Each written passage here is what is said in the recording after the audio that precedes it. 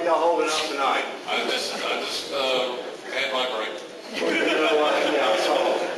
Yeah, I wonder what our governor's doing tonight. He's probably rummaging around in his wine cellar looking for a good bottle of Cabernet right about now. So I'd like to make a suggestion that when we have our next town hall meeting, why don't we have it in his living room in his brand new $9,000 burnt house? Yeah. I just want to appreciate y'all being here and taking all the bullets and everything for that man. But, you know, there were several things that were brushed on tonight. And in one of them, the lady asked about the Trans-Texas corridors. Exactly how many are there planned, envisioned, that y'all have planned for the state of Texas?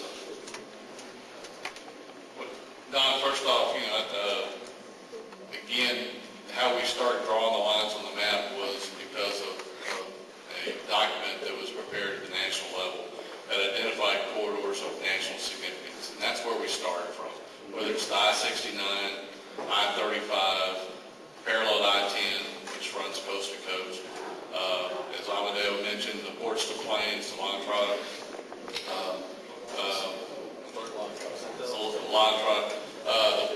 Interstate 45, Interstate 20, all those are corridors that were already of some type of significance or federally designated. So that's what it is. But as far as the ones we're pursuing, right now the only ones that we see or that were far enough along that we needed to continue to proceed on was the 35 and I-69. All right, I understand that there are 8 corridors planned for the state of Texas. Okay? And the other one that I have heard has got a lot of significance is the I-14 corridor that's supposed to run from El Paso to Natchez, Mississippi. And I think one of your proponents, Judge Thompson in Polk County, has really been pushing that facility. And I think the people of Texas need to know that that this is just I-35 and I-69 are just 2, and there's 6 more on the drawing board. And but my main question, or one of the questions that I have here tonight, is that we've heard the issue about fair market value, the appraisal process, and things of that nature. I've been in real estate for about 30 years, and I probably have been involved in over $800 million, almost $1 billion in real estate transactions. I probably ordered somewhere in the tune of $200,000 to $300,000 of appraisals. And one of the things that strikes me the most is that no one has addressed the term economic obsolescence. And that is a negative influence or component that has external from the side of real estate.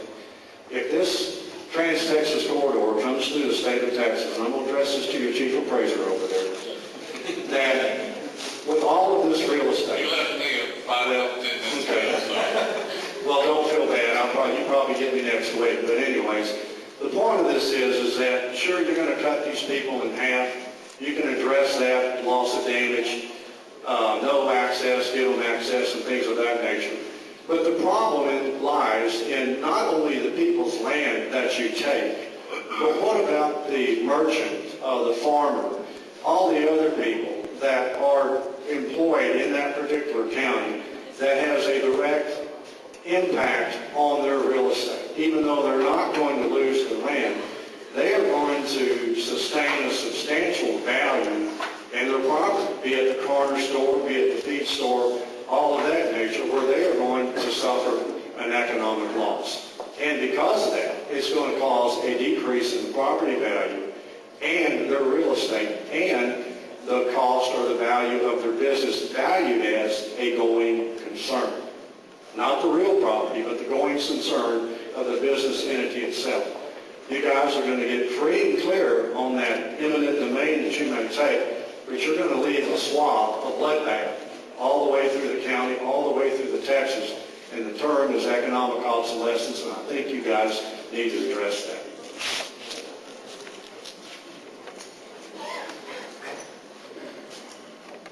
You're absolutely right. There's going to be impacts up and down the corridor. We know that. And a lot of times what's going to happen is the parcels that are off the right-of-way, they're not actually impacted by the taking or by the acquisition of the project. There's going to be some highest and best use changes. that'll occur in that area, and some of it will be an economic obsolescence situation. A lot of times, it'll take some time to fight through that, but we found that on a lot of the corridors right now, the ones we're building on 1 through 4 up in State Highway 130 and segments 5 and 6, there's already a highest and best use change that supersedes and overwhelms the economic obsolescence factor. And we moved to a higher and better use after the corridor. For example, you may have an agrarian type of homestead or house, farm, 10-acre, whatever, and it would, in the before condition, it would sell to a typical agrarian type of a use. Somebody that wanted to live on 10 acres and have a couple of horses, or what happens then, if we buy the facility and go and build this highway facility in the area, what happens is, a lot of times, the property that surrounds the highway facility actually starts transitioning. That transition will take it from an agrarian use, where it takes 20 minutes to get to I-10 by using the county roads. We build this facility, you can get to the new facility much quicker, you can get to I-10 much quicker. Pretty soon, that area transitions from an agrarian use to maybe a suburb of Houston or Katy, and a lot of times those property values actually transition through, once the highway facility is constructed and it's operating, into a higher use a little further down the road. But it does take some time to get through that. I understand, and the term is highest and best use, and it's a transition process.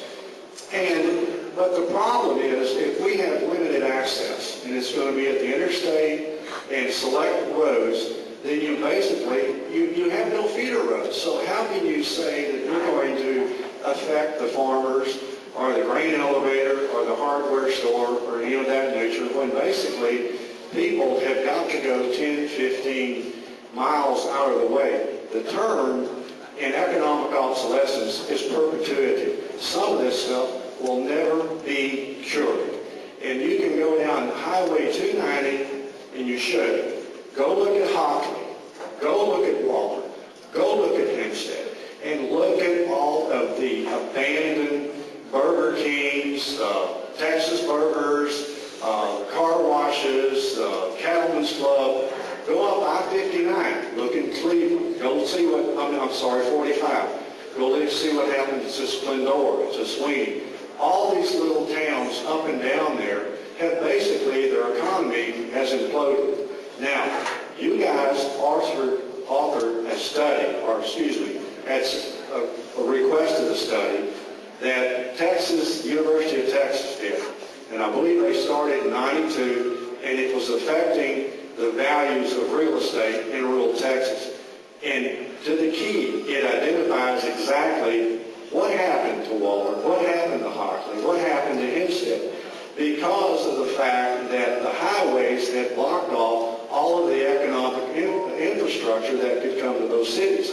The only cities that had this type of effect, like Hempstead, and the reason why was because it was the county seat.